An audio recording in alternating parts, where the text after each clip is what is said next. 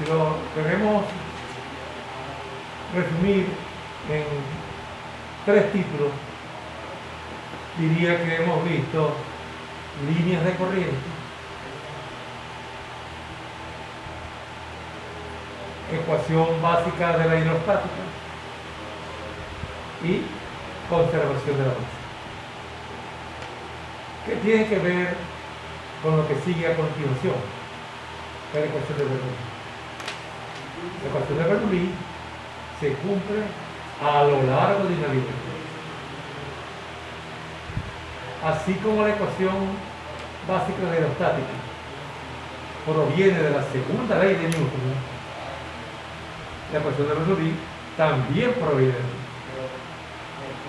Y la ecuación de continuidad es como la introducción necesaria, pero no suficiente, para estudiar flujo de fluido. Todo lo que se quiera averiguar sobre un fluido en movimiento va a requerir de un balance de masa.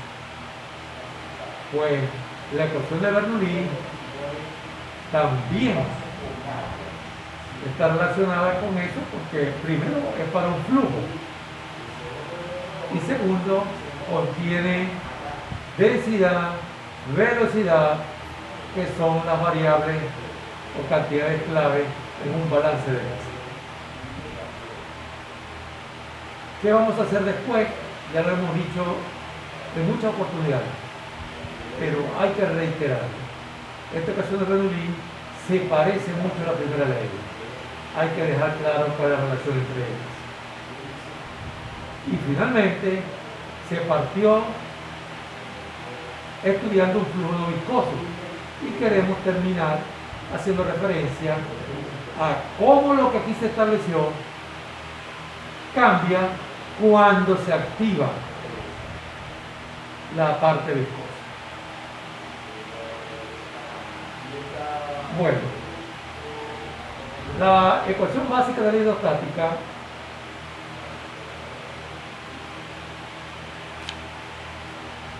comenzó de la ecuación de Euler. La misma la dedujimos considerando el flujo de un fluido en ausencia, aquí dice esfuerzo constante, pero en realidad fue más general, en ausencia de esfuerzos viscosos. Porque ya hemos dicho hasta el cansancio, pero hay que repetirlo, que los esfuerzos viscosos importantes, principales, ciertamente son importantes, pero también los hay normales, que afortunadamente para nosotros que estamos interesados en el cálculo, son muy pequeños frente a la presión, que es un esfuerzo normal que existe aún sin movimiento del fluido. O sea, un fluido está en reposo y el único esfuerzo que tolera, que soporta, que existe, es el normal. Cuando se pone en movimiento, esos esfuerzos normales se cambian ligeramente debido a efectos viscosos. Ligeramente. Tan ligeramente que nosotros ni los tomamos en cuenta.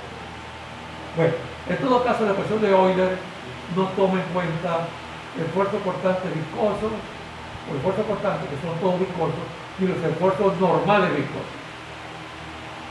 Entonces esa ecuación lo que establece una relación, como ustedes recordarán, entre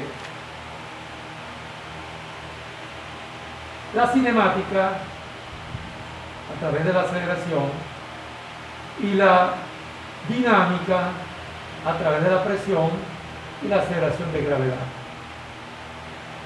La segunda ley de Newton es F igual a m por a. ¿Dónde está la masa? En la densidad.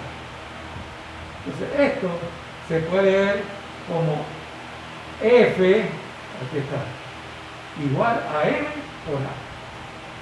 Lo que nos explicaron desde bachillerato. Una línea de corriente es una línea imaginaria la cual en todos sus puntos es tangente a la velocidad.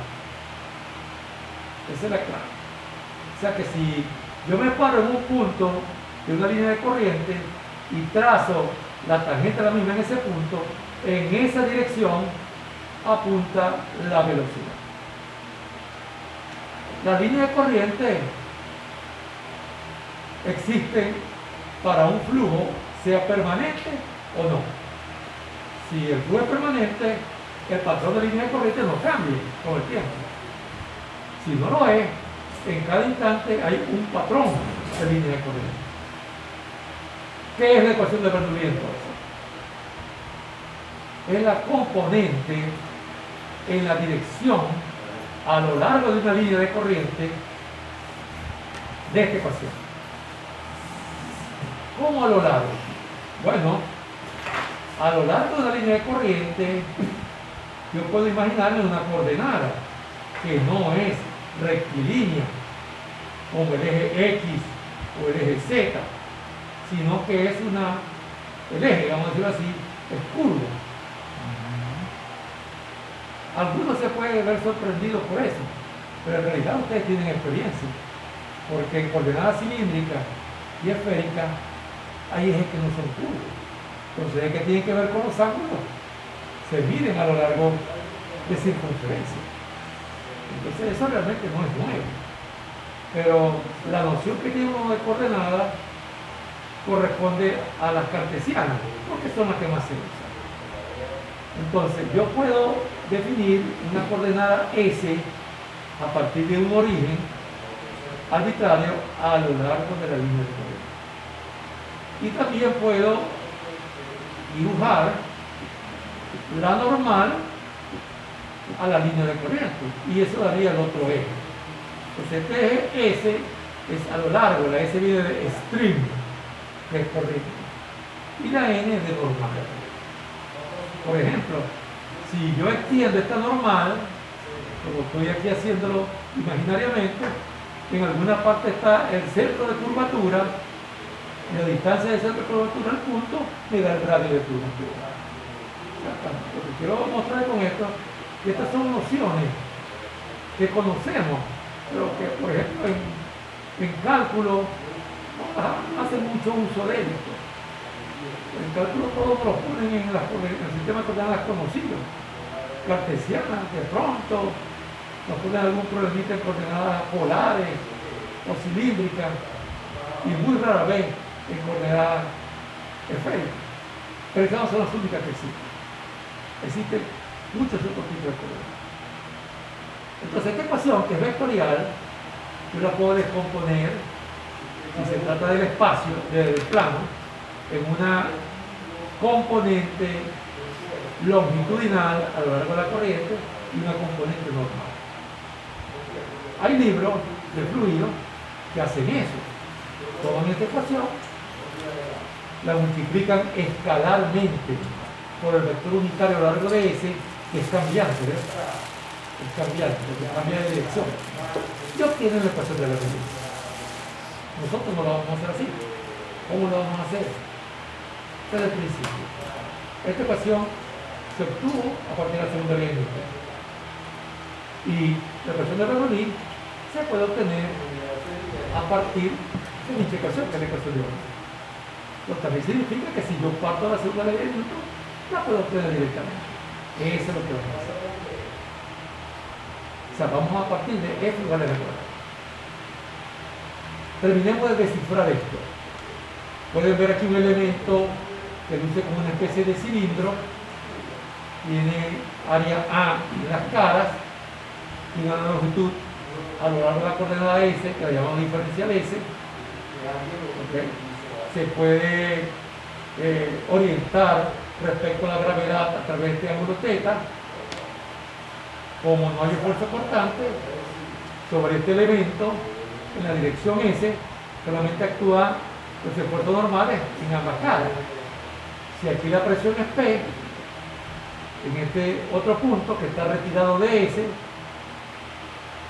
de esta cara, la presión no tiene que ser por P, es P más A. ¿Okay? ¿Cuál es la relación entre la coordenada S y las coordenadas cartesianas X y Z, donde Z es la vertical, como pueden ver. Aquí no los dice, ¿verdad?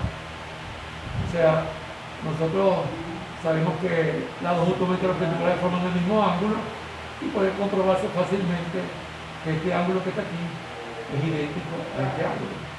Cuando yo recorro esta distancia, también me estoy moviendo horizontalmente y me estoy moviendo verticalmente. De tal manera que el flujo puede ser horizontal, ascendente como este, o descendente. F igual a M por A. ¿Qué es A? La derivada del vector velocidad respecto al tiempo. ¿Y por qué aquí la ponen con esa letra D mayúscula? Es un simple recordatorio de que nos interesa la aceleración de una partícula que va fluyendo. Entonces, en mecánica de fluido y en transferencia de calor, en la literatura de esas dos ramas, se acostumbra a utilizar esto como una especie de recordatorio. Pero ese recordatorio le dan varios nombres, y uno de los tantos es derivada total. Aquí estoy recordándole que esto que está aquí es exactamente esto.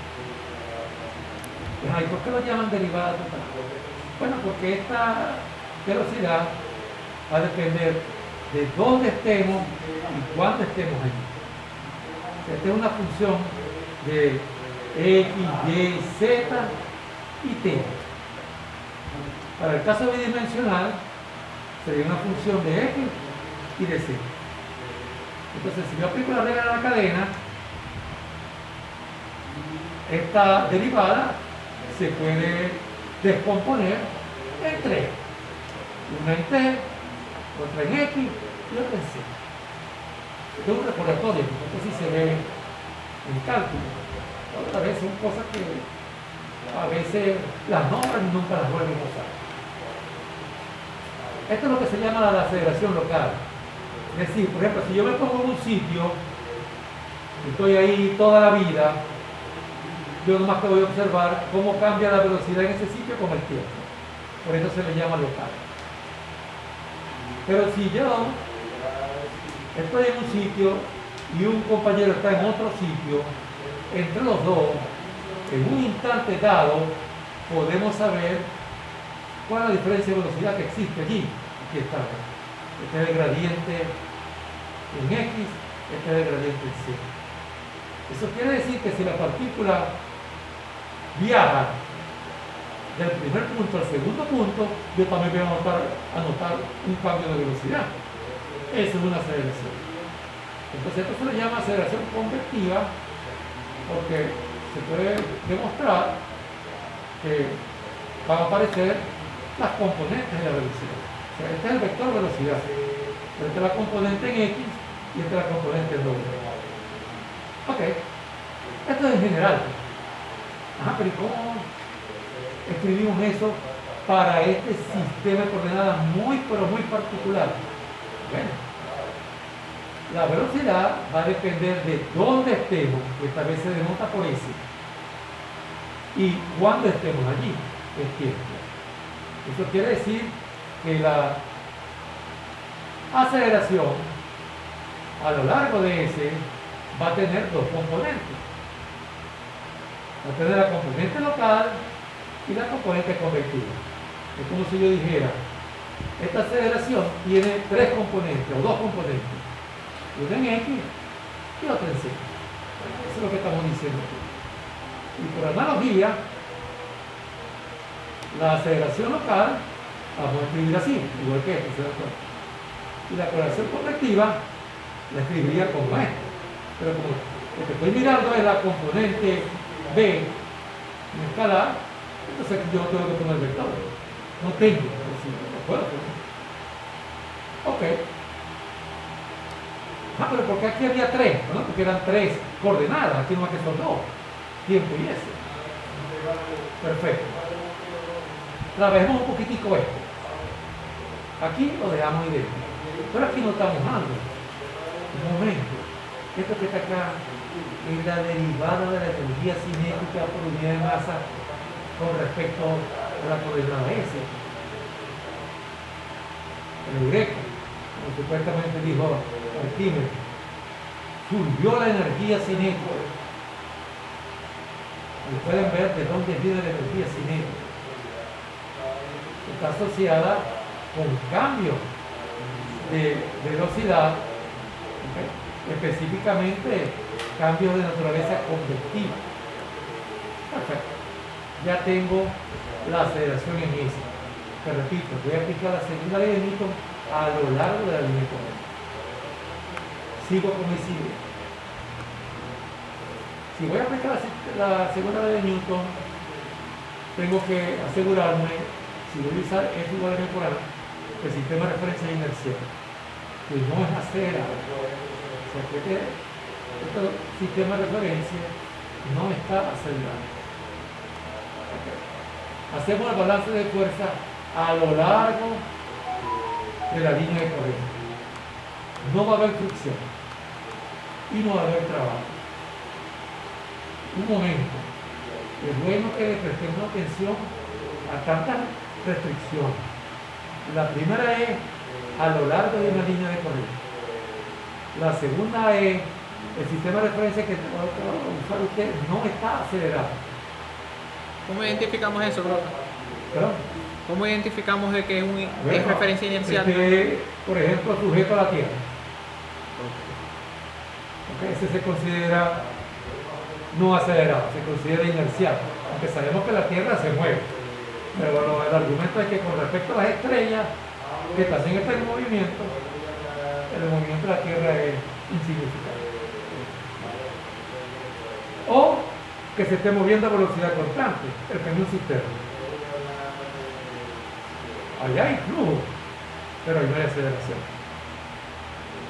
Porque si estamos en velocidad constante no puede haber aceleración. Por eso dice no acelerar. Entonces decía, restricción. A lo largo de la línea correcta.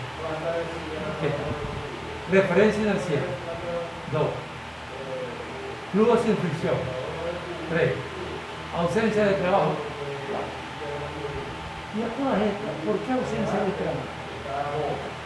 Bueno, vamos a imaginarnos que por alguna casualidad este elemento aquí, en esta parte, está en contacto con un pistón y ese pistón se está moviendo. Allá hay trabajo de desplazamiento. Entonces aquí puede haber una presión que tenga alguna consecuencia. Y lo único que estamos mirando es las presiones en estas dos caras. Entonces la ecuación de Bernoulli, tal como la vamos a establecer, no la podemos aplicar cuando haya trabajo. Bueno, lo hacemos. Esto, la fuerza acá. Esto, la fuerza acá. ¿Por qué menos? No tiene sentido. Opa. Esto, la componente de este peso en el sentido S. Por cierto, esto no es coseno, es seno. Es un error que se coló allí. Aquí se ve clarito. Aquí dice que el coseno de teta es esto que está aquí sobre esto, opuesto sobre hipotenusa, este seno. Esto fue lo que se puso aquí. O sea, aunque está malo, los resultados están bien porque se llamó coseno lo que sea. La aplicación es muy sencilla. A veces este ángulo lo ponen aquí. Si ese ángulo está aquí, sí es coseno. Ajá. ¿Qué más podemos hacer? Bueno, este dp, como hicimos en hidrostática, podemos decir que es el producto de la distancia que separa esta cara de esta, por el ritmo de cambio de la presión a lo largo de S. Como si yo dijera, la presión cambia 2 kilopascales por centímetro recorrido. Y ustedes dicen, bueno, ahí se recorrió 1 centímetro. Entonces yo espero que la presión cambie 1 kilopascal. Esta es una tasa de cambio, porque esto es un gradiente. El gradiente longitudinal. que significa a lo largo de la pared. Perfecto. La diferencial de masa será el volumen, base por longitud, por la densidad. Y el seno, lo hallamos de esta relación entre las tres coordenadas, X, S y Z. Y no olvidemos que en la lámina anterior estaba la expresión para la aceleración en S. Todo eso se reemplaza y se eliminan cosas. Podemos ver PDA menos PDA. Un ejemplo. Y se obtiene esta formidable ecuación diferencial en derivadas parciales, conocida como Euler-Bernoulli. Euler, porque yo les dije, supuestamente si yo parto de aquí, llego a Bernoulli también. O sea que esto lo puedo interpretar yo como el punto de partida. Y Bernoulli es el punto de llegada. Entonces algunos libros llaman a esta ecuación que está a mitad de camino Euler-Bernoulli. ¿Qué es lo que hay aquí? Fíjense ustedes. ¿Cómo cambia localmente la velocidad, la magnitud de la velocidad del impulso? ¿Cómo cambia la presión a lo largo de la línea de corriente? El gradiente longitudinal de presión. ¿Cómo cambia la elevación a lo largo de la línea de corriente? ¿Y cómo cambia la energía cinética a lo largo de la línea de corriente? Miren, todos estos tres términos son a lo largo de la línea de corriente y este es en el tiempo. Esto es una ecuación diferencial, porque es formidable en derivadas parciales. Dos coordenadas, tiempo y espacio. Pero el espacio a través de una línea muy particular. De tal manera que esta velocidad va a depender de dónde estemos, S, y cuándo estemos allí. ¿Cómo se resuelve una ecuación diferencial? Todas las ecuaciones diferenciales se resuelven integrales. Pero en un momento, eso nada más es cierto cuando son variables que se pueden separar. No, todas. Lo que sucede es que hay métodos que son más elaborados, donde la integral no es obvia. Y les dan nombre, y son hasta pasos, pues primero hace esto, luego hace esto, y bla, bla, bla. Eso no es integración. Claro, hay integrales que son muy complicadas, y hay que hacerlas con ciertos artificios. ¿Okay? Entonces, no hay que olvidar eso. Toda ecuación diferencial se resuelve integral. Pero hay métodos que describen la integración que uno no la reconoce. No llega a ver algo semejante a separación de variables. Bueno, vamos a ver cómo se integra aquí. ¿Y por qué la quiero integrar yo? Bueno, porque yo quiero imaginarme dos puntos, 1 y 2, a lo largo de una línea correcta. Fíjense cómo la ecuación apunta a corriente, o sea que yo voy a poner una ecuación que a lo mejor yo puedo aplicar a la corriente en una tubería. Claro que se puede aplicar.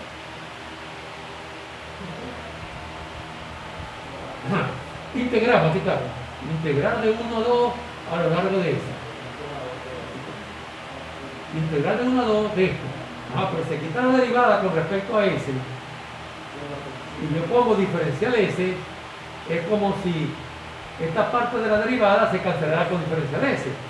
Y lo que queda es esto. Esto que acabo de decir, si un matemático ortodoxo me oye, me excomulga. Porque en la derivada ordinaria, ustedes sí pueden considerar los diferenciales como los miembros de una fracción. Pero las derivadas parciales no es enteramente cierto. Pero para propósito de entendernos, vamos a imaginarnos que sí es verdad. Ok, perfecto. Hey, aquí hay algo que me huele conocido. 1 sobre ρ por dp. No, así no lo escribimos en términos. 1 sobre ρ, el volumen específico. ¿No es verdad? Y entonces si escribimos VDP, claro, que lo escribimos, VDP. Hay dos famosas ecuaciones que las llaman dos relaciones termodinámicas importantes, donde involucra entropía, temperatura, entalpía, presión y volumen. Y en ellas aparece VDP. ¿Okay? Esa es melliza con PDB. Perfecto, aquí ya se le ve un saborcito termodinámico. Y aquí también lo traía, porque esta fue la primera ley. Esta integral sí es fácil. ¿Por qué? Porque es constante. A diferencia de Rho, que no lo era. Entonces, si yo multiplico por la S, como dije ahorita, eso es lo que quiere diferencial Z. La integral diferencial Z es delta Z. Bingo. Esto también aparece en la primera ley. Y eso sí lo conozco. Cambio de energía potencial gravitacional por unidad de energía. Fíjense que lo que le falta es la N. NG delta Z es el cambio de energía potencial gravitacional. Y esta ni hablar. Está directamente derivada todo con respecto a S. Si le integro con respecto a S, lo que va a quedar es derivando. Y como entre dos puntos, me dio el cambio de energía potencial. Este es el cambio de energía, perdón, cinética. Este es el cambio de energía potencial. Este está sospechoso. Que salga o nos lleve a algo que vimos termodinámico. Y este sí nunca lo habíamos visto. Ok. ¿Qué tiene de diferente esta ecuación a esta? Esta se cumple en un punto. Esta se cumple en un tramo, en un valor.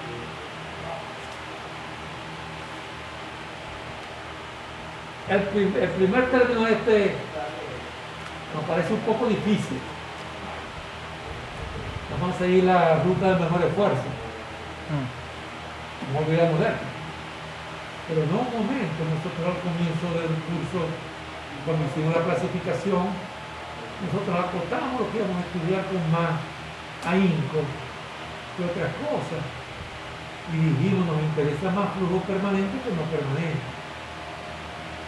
Claro que hay libros completos sobre el flujo transitorio, pero hay que caminar antes de correr. Entonces, al mirar el flujo permanente, se eliminó el primer término. Y sigue quedando la ecuación así, que es válida entre dos puntos. El flujo permanente tiene la virtud de que una vez que yo dibuje esta línea de corriente, esa línea de corriente siempre existe. Porque el flujo permanente nada cambia con el tiempo. Perfecto. También, a la par de manifestar nuestro interés en flujo permanente, más que en transitorio, dijimos que nos íbamos a concentrar en el flujo incompresible. Pero eso no crean que es simplemente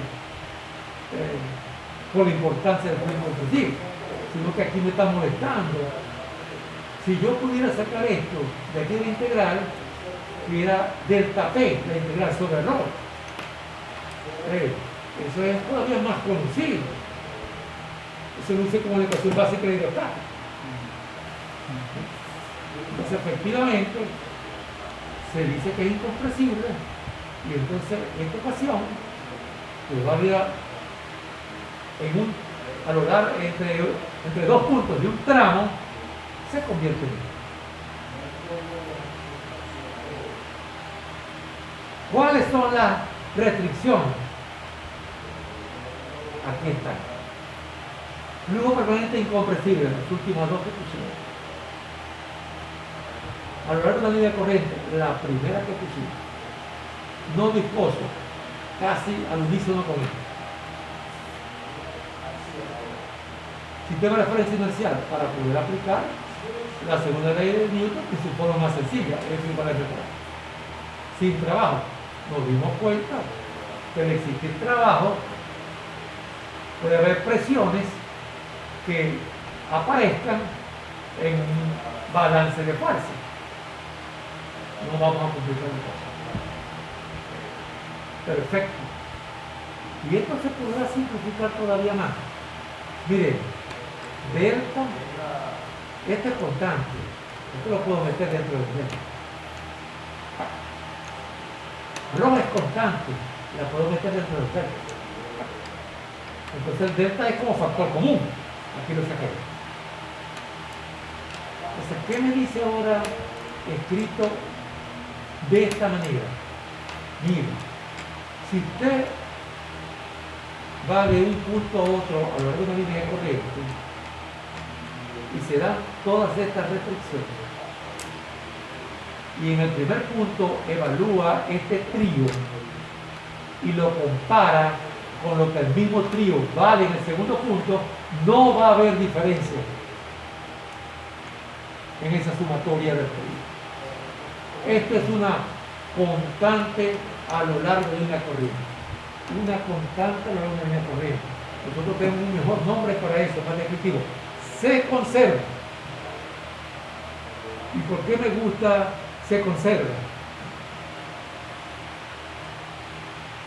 Energía cinética, energía potencial.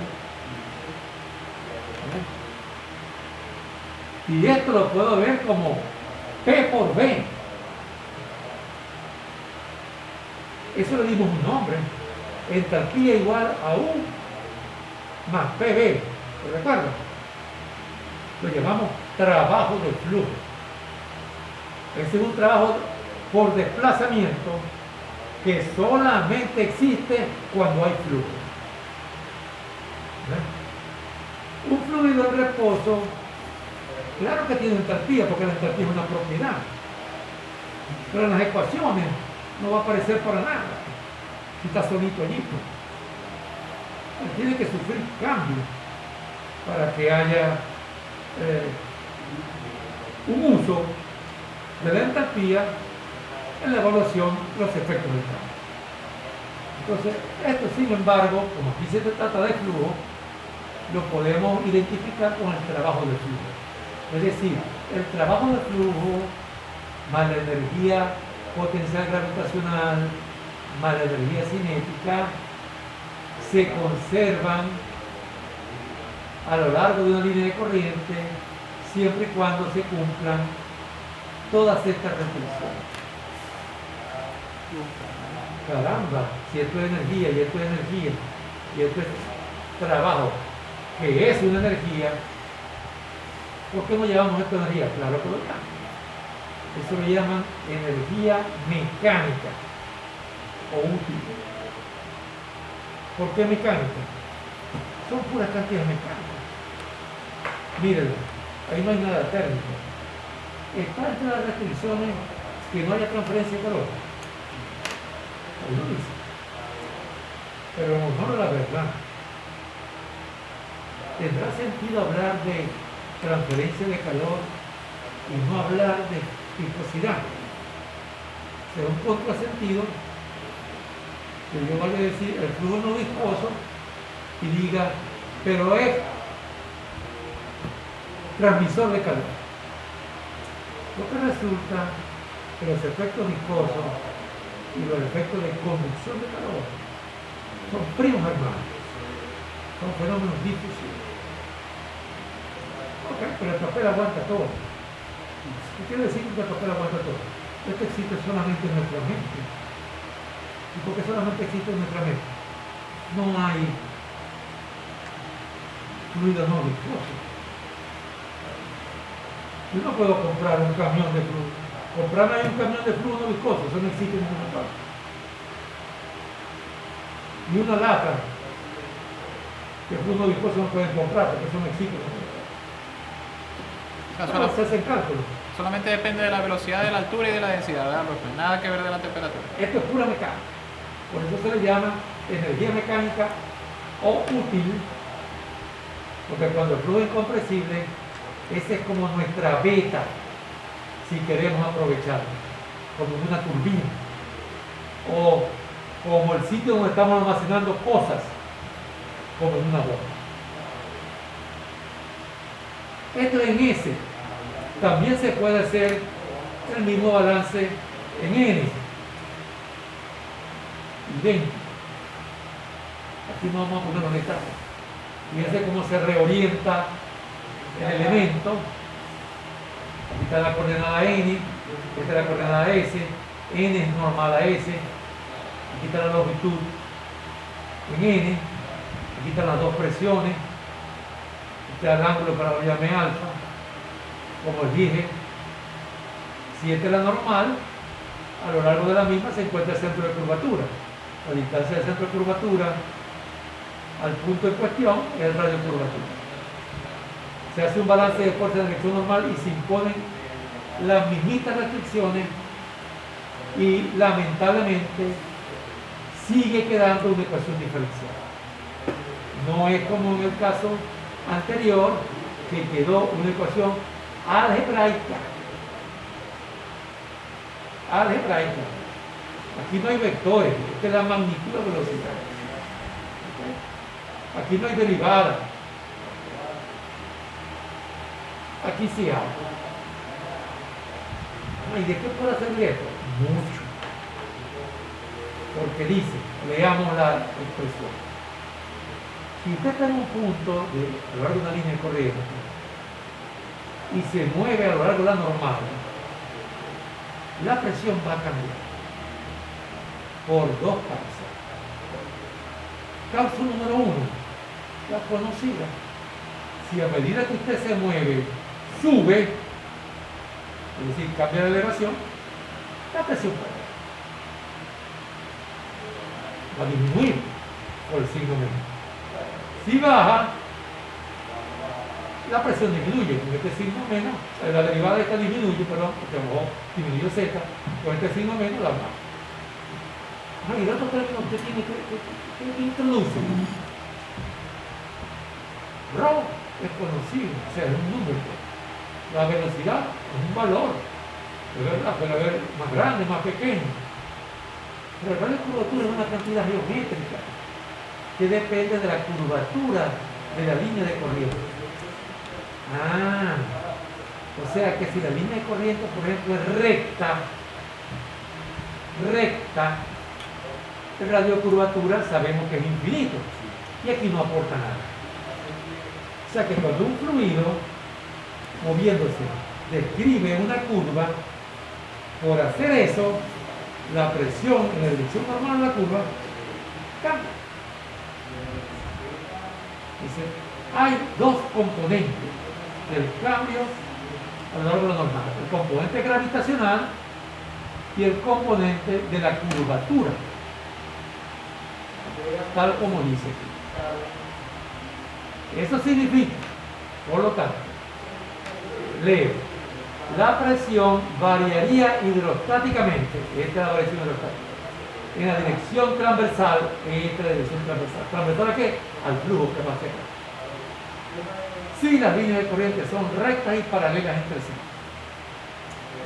Con razón, si nosotros tenemos una tubería y aquí colocamos una toma de presión y suponemos que fluye rectamente, la ecuación del manómetro yo la puedo extender así, ¿ven? Hasta el tope de la tubería si me interesa. O sea, yo puedo escribir la ecuación del manómetro de aquí e ir al manómetro. Tengo que decir, bueno, pero es que aquí se está moviendo, ahí no está estático. Pero según eso, si estas líneas de corriente son rectas y yo me muevo normal a ellas, el movimiento de importa. O sea, ahí existe B y tal cuadrado, pero el radio de curvatura de una recta es infinito. ¿Ves? Perfecto. Eso ayuda. Este resultado no es 100% cierto. ¿Por qué? Por la restricción. La restricción más importante es la de la viscosidad. Sin embargo, la experiencia muestra que lo que predice cualitativamente esa ecuación es cierto. La ecuación de Bernoulli es muy buena cualitativamente. cuantitativamente con precaución. Tomémoslo como una idea. ¿Por qué? Porque se omite lo más importante de un fluido, que es su viscosidad. Pero hay muchas situaciones prácticas que los efectos viscosos son muy pequeños, prácticamente inexistentes. Esta ecuación que se establece en base a un fluido que no existe, sin embargo, es muy útil en los fluidos reales. Y les doy un ejemplo para terminar.